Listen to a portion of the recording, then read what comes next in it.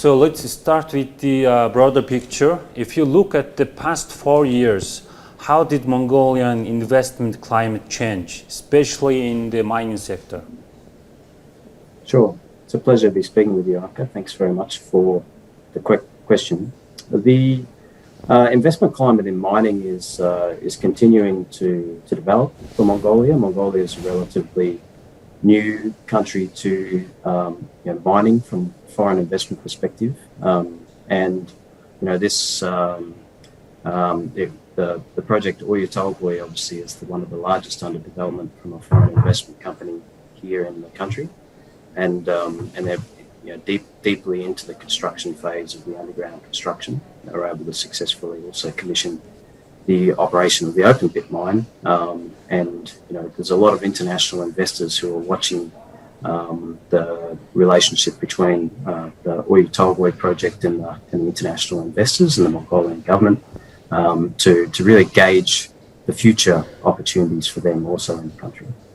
Mm-hmm. What does Mongolian government need to attract more investors in mining and exploration sector?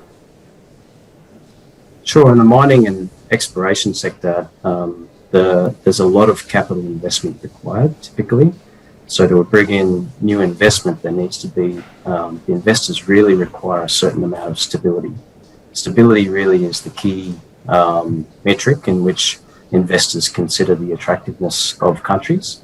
If you look back in 2012, Mongolia was rated one of the most attractive countries globally from an investment perspective for exploration and resources development.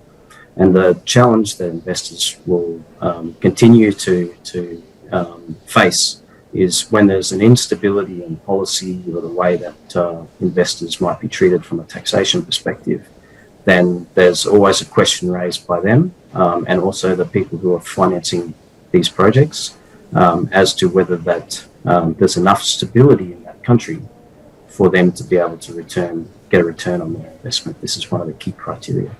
Mm-hmm.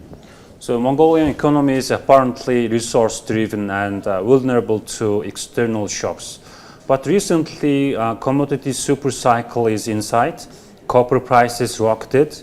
So what do we need to do to use this opportunity?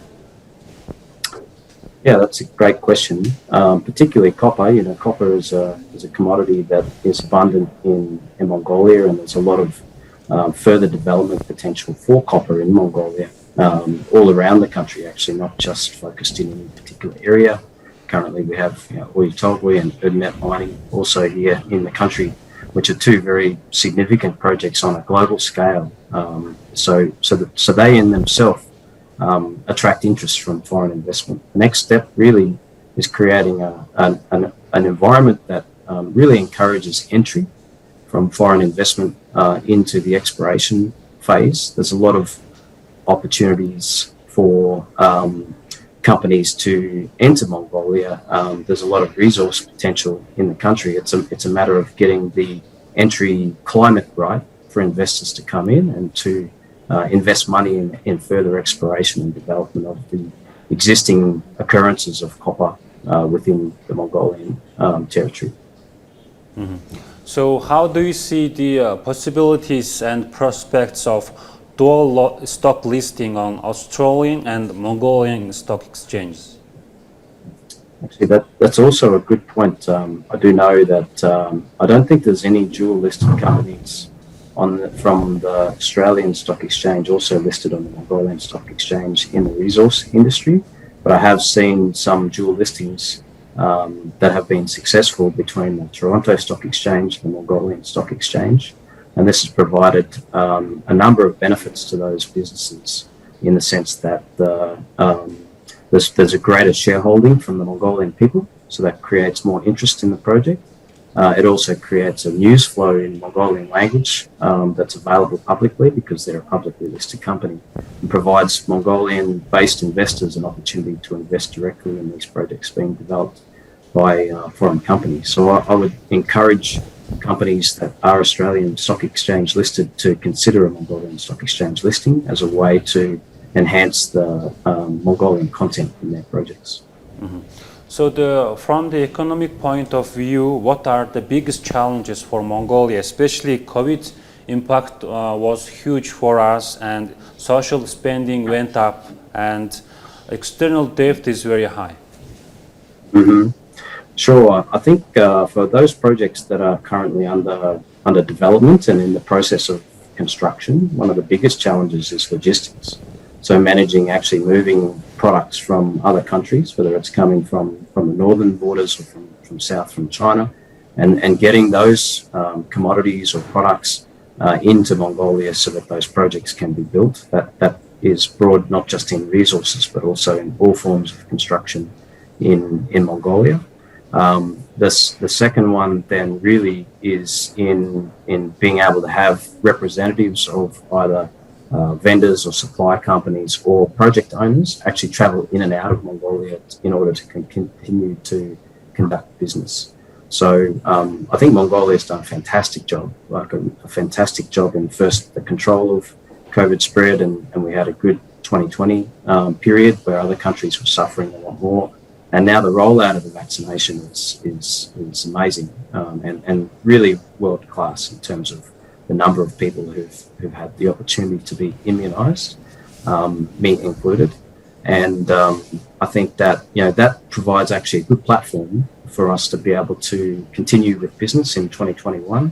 The challenge we need to ensure is this: the government's trying to continue to hold these green zones at the point of logistics transfer between China and Mongolia. This is critically important to ensure that the producers in Mongolia can continue to export, and the development companies in Mongolia can continue to import the materials that they need in order to establish their projects.